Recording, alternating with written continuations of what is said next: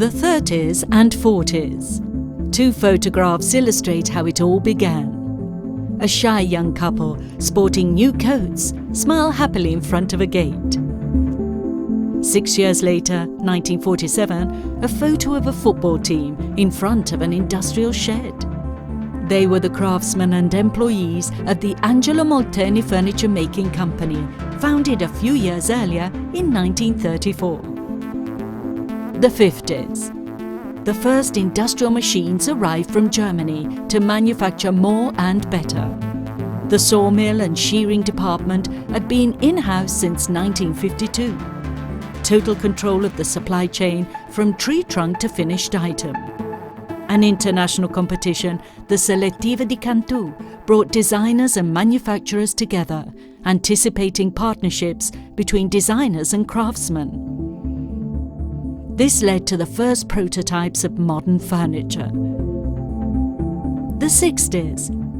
After the machine revolution, the style challenge. Manufacturers joined forces to attract the world to Milan.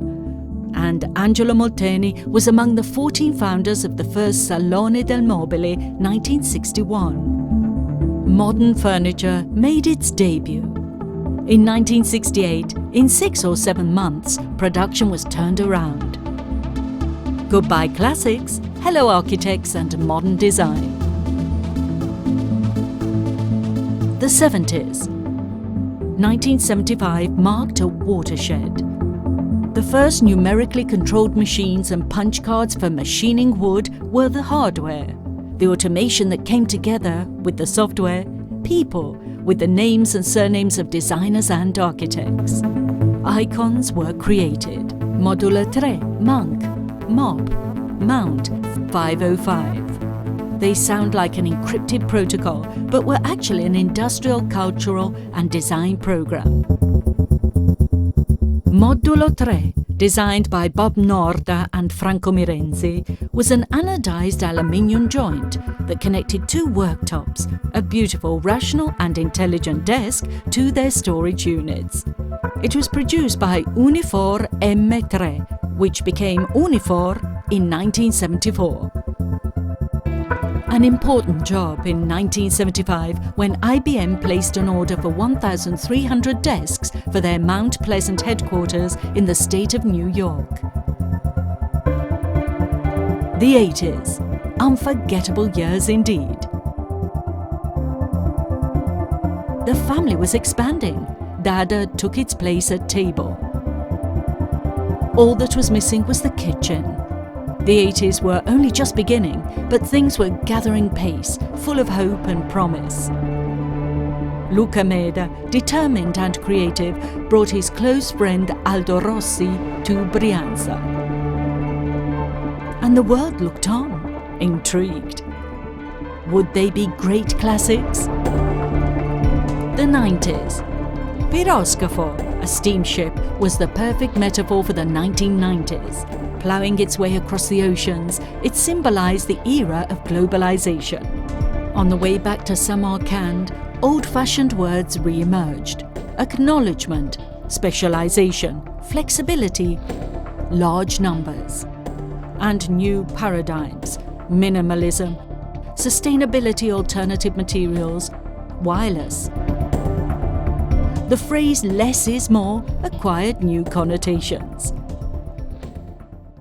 Shh! Silence. Listen to the designs. 2000. A long stretch with a few obstacles and numerous challenges from 1934 to today, and the feeling that it is never enough. No, expertise is no longer enough. 4 companies, great architects, a group.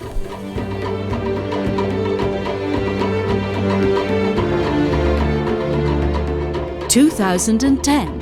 To celebrate its 80-year history of design and innovation, in 2015 the company inaugurated a museum in its headquarters in Giussano, northern Italy. It is the Molteni Museum, designed by Jasper Morrison. On show are 48 iconic products and prototypes. New items, great classics and unique pieces have now emerged from their museum cases to be installed and enjoyed inside people's homes. They belong to the Heritage Collection, re-editions of pieces by great designers, from Joe Ponti to Verna Blase, from Yasuhiko Ito to Tobias Scarpa. A project that has brought the work of the great 20th century maestro back under the spotlight, thanks to an exclusive agreement signed with Ponti's heirs, a re-edition of a collection that includes furniture and accessories designed between 1935 and the 1970s.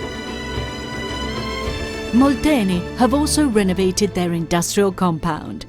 The archives, which house its cultural heritage. Spazio QLM, designed by Patricia Urquiola, an installation focusing on quality.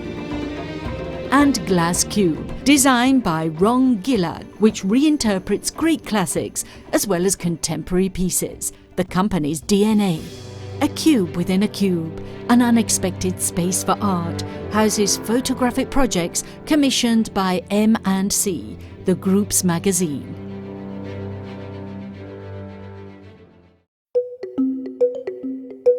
The Belgian architect and designer Vincent van Duysen, the Molteni&C and Dada Brands art director since 2016, has brought his Northern European imprint, his minimalist rigour with a Mediterranean flavour and a great passion for Italy, perfect for coordinating the two companies' image and retail concept. The Trama collection expands the range of textiles and accessories by Marta Ferri and includes two proposals in cooperation with Danish textile experts Quadrat.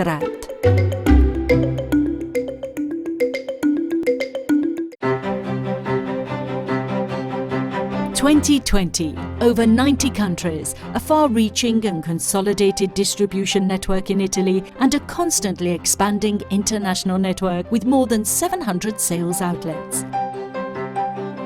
This is Molteni&C round the world, with over 60 flagship stores in major cities.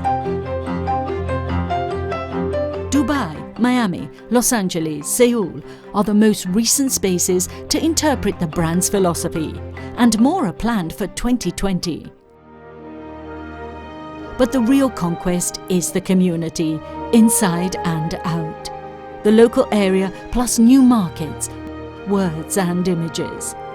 Communication. Reputation and social responsibility. In a word, every day and in every detail, a magnificent obsession. Quality.